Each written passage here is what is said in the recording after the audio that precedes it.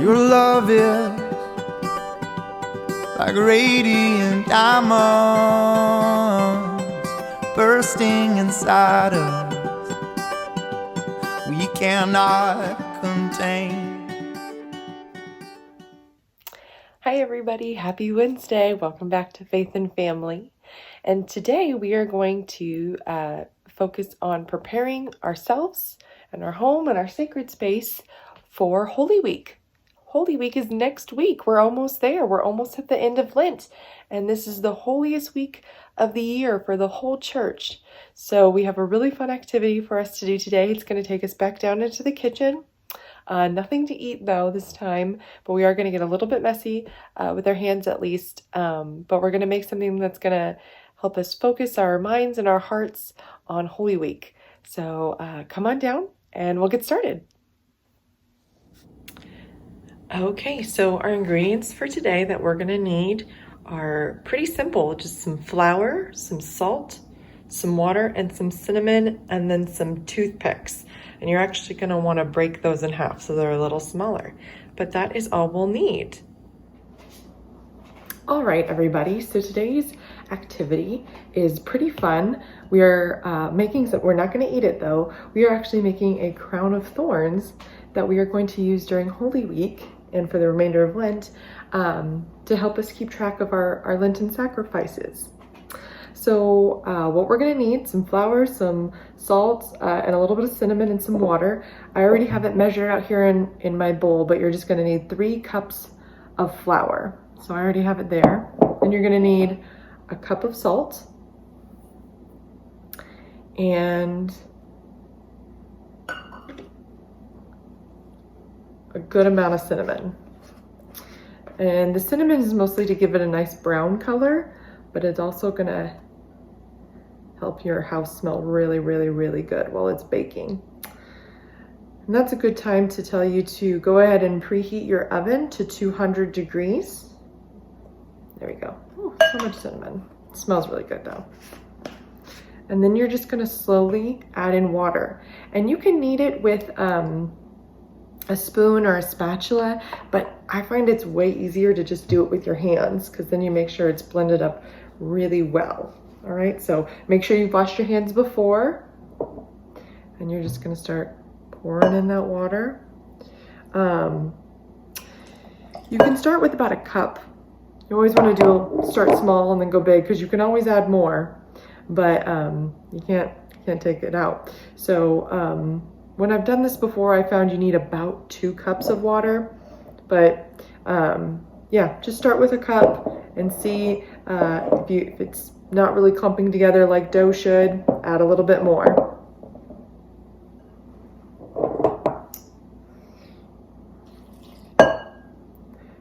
And you're just going to knead it all together in the bowl until it starts to look almost like Play-Doh. It smells so good from the cinnamon. All right, I'm gonna keep kneading and I'll come back when it's nice and done. Okay, so here I have my dough and I went ahead and kind of made it into kind of a disc shape and then I separated it into thirds. And I'm gonna get each of these thirds and pull it apart. There's one, and there's 2, and then my last one.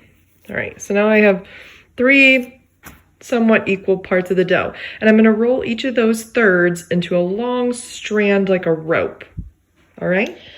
Okay, so I've rolled out my thirds into long, thin strands, kind of like this. And then I connected them all up at the top. And now I'm going to braid them over each other. Okay, so I have braided my dough, one long braid right there, and you can just pinch the ends together when you're done.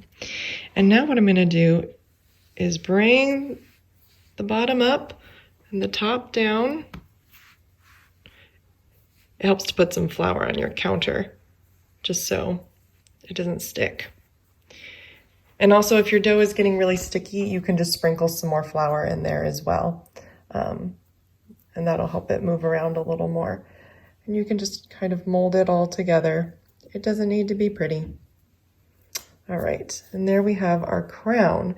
Now you're going to get those toothpicks and you're going to put them in your dough. I don't know, every couple inches or so.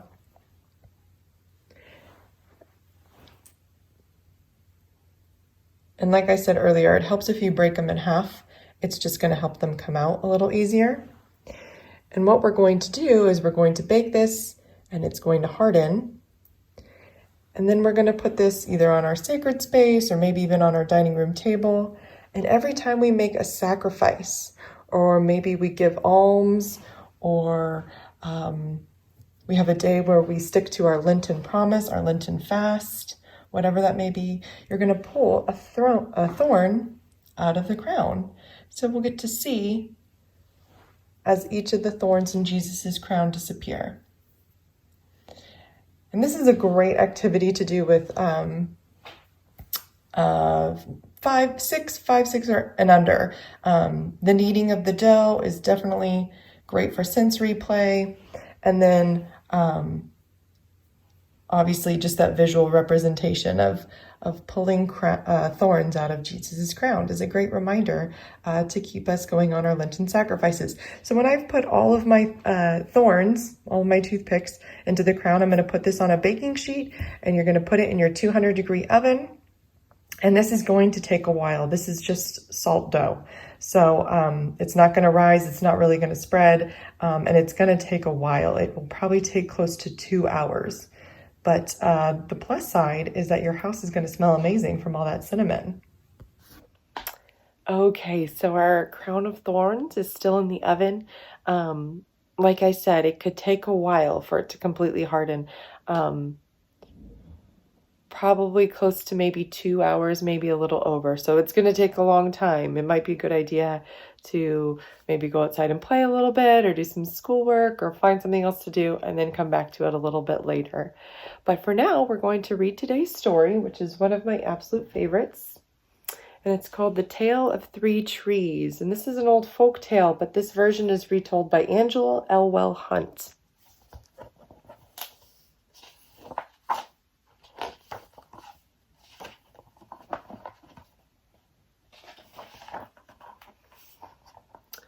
Once upon a mountaintop, 3 little trees stood and dreamed of what they wanted to become when they grew up. Here's the 3 little trees. Right there. The first little tree looked up at the stars twinkling like diamonds above him. "I want to hold treasure," he said. "I want to be covered with gold and filled up with precious stones. I will be the most beautiful treasure chest in the world."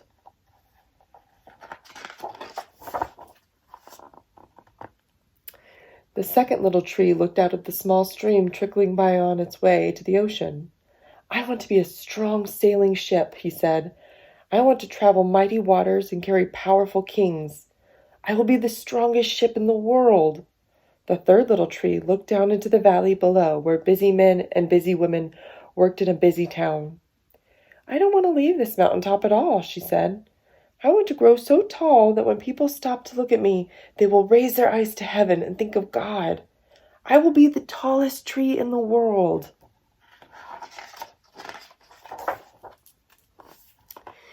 Years passed. The rains came, the sun shone, and the little trees grew tall. One day, 3 woodcutters climbed the mountain.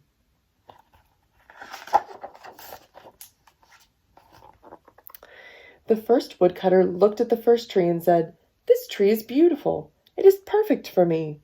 With a swoop of his shining axe, the first tree fell. "Now I shall be made into a beautiful chest," thought the first tree. "I shall hold wonderful treasure."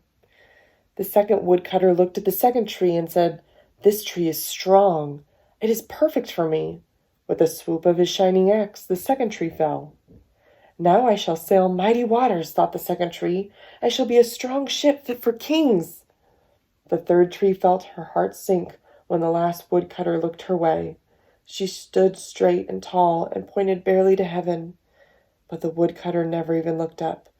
"Any kind of tree will do for me," he muttered. With a swoop of his shining axe, the third tree fell.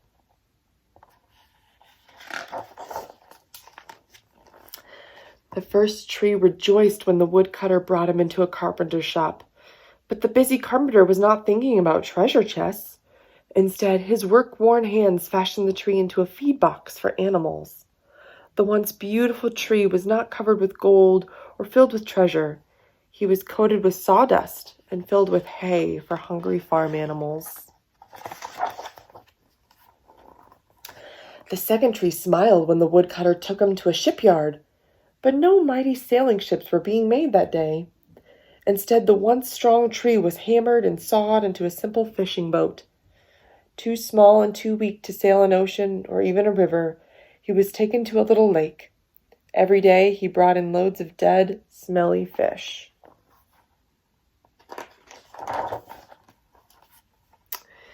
The third tree was confused when the woodcutter cut her into strong beams and left her in a lumber yard. What happened? The once tall tree wondered. All I ever wanted to do was stay on the mountaintop and point to God. Many, many days and nights passed. The three trees nearly forgot their dreams. But one night, golden starlight poured over the first tree as a young woman placed her newborn baby in the feed box. "I wish I could make a cradle for him," her husband whispered. The mother squeezed his hand and smiled as the starlight shone on the smooth and sturdy wood. "This manger is beautiful," she said, and suddenly the first tree knew he was holding the greatest treasure in the world.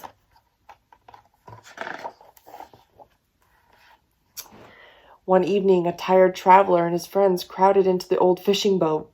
The traveler fell asleep as the second tree quietly sailed out into the lake. Soon a thundering and thrashing storm arose. The little tree shuddered. He knew he did not have the strength to carry so many passengers safely through the wind and rain. The tired man awakened. He stood up, stretched out his hand, and said, "Peace."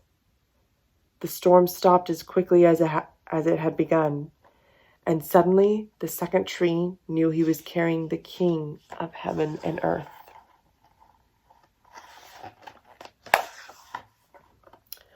One Friday morning, the third tree was startled when her beams were yanked from the forgotten woodpile. She flinched as she was carried through an angry, jeering crowd. She shuddered when soldiers nailed a man's hands to her. She felt ugly and harsh and cruel.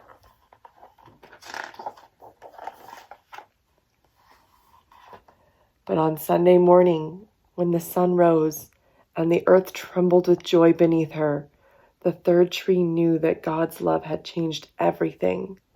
It had made the first tree beautiful. It had made the second tree strong. And every time people thought of the third tree, they would think of God. That was better than being the tallest tree in the world. The end.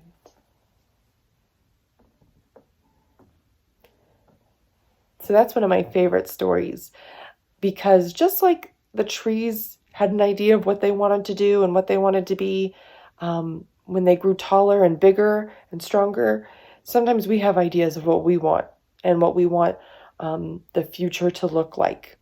Maybe a lot of you were planning on playing in baseball games this spring, or maybe you had really big competitions or tournaments you wanted to play in, or maybe you were just really excited about finishing out the school year, and now it's looking like things are not going to look like what we planned them to. But that's okay, because God has way better plans, just like he did for those trees. Instead of holding a treasure chest, instead of being a box that just held gold, the first tree got to be the manger where baby Jesus was put. And then instead of being a big, strong ship, the second tree got to be the boat that Jesus calmed the storm in. And then instead of being the tallest tree in the world, the third tree got to be the wood for the cross that Jesus died on. So God has way, way better plans than we could ever make for ourselves. So again, we just need to trust him and know that he's in control and he's in charge and he loves us so much. Okay, everybody. Thanks for helping us get ready for Holy Week. We're going to do some more tomorrow to help us get ready for Holy Week, and then Friday as well. So we're going to spend the next couple days all getting ready for Holy Week. All right? Thanks so much for joining us. We love you. We miss you. We're praying for you. We'll see you tomorrow.